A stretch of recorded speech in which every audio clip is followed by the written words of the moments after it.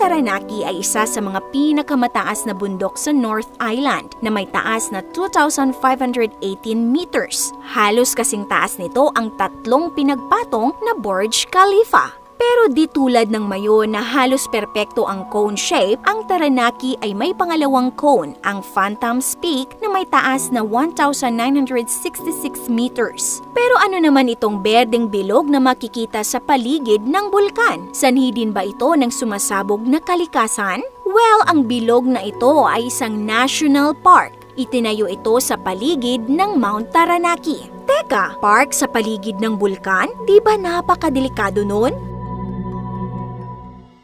Noong 1881, itinilaga ng national government ang isang pabilog na lugar na may diameter na 19 kilometers or 19,000 meters bilang isang protektadong forest reserve. Ito ay ginawa para ma-preserve ang paligid ng bulkan at makatulong sa pagdepensa laban sa flash floods at erosion. Ang area naman na sumasakop sa labi ng pagsabog ng bulkan ng Puwak High at Kaitaki ay idinagdag sa reserba. Hanggang pagsapit ng 1900, ang lahat ng lupaing ito ay itinilaga na bilang Egmont National Park. Ano ba ang meron sa park na ito? Ito ay binubuo ng makapal na kagubatan, habang ang mas di matingkad na berde sa paligid nito ay grassland o damuhan na ginagamit na pastulan o taniman ng mga magsasaka. Ipinagmamalaki ng park ang mga walking o hiking trails nito. Nariyan ang Kamahi Track or Goblin Forest na kayang lakarin sa loob lamang ng 15 minutes. Samantala, kailangan mo namang magbaon ng mas maraming lakas para malibot ang Puwakay Circuit sa loob ng 3 days. Mamamangha ka rin sa ganda ng 18 meters kataas na Dawson Falls. Pero sa kabila ng ganda ng Egmont National Park ay mayroon palang nakaabang na panganib. Ang Mount Taranaki kasi ay isang dormant volcano. Ibig sabihin, para itong natutulog sa ngayon pero darating ang panahon na muli itong magigising at sasabog dahil ito'y aktibo pa rin.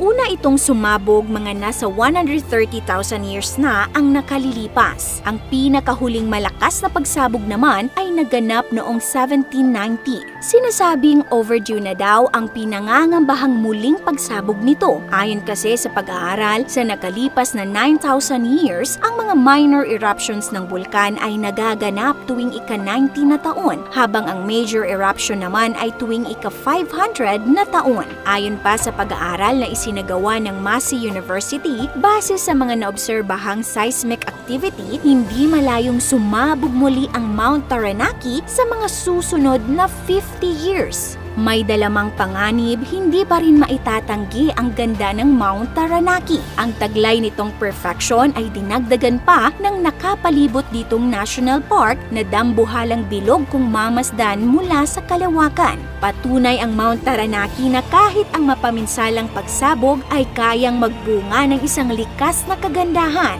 Beautiful disaster, ika nga. Samantala, ang Egmont National Park naman ay patunay na nasa kamay natin ang kakayahan para mas mapaunlad ang biyayang ganda ng kalikasan.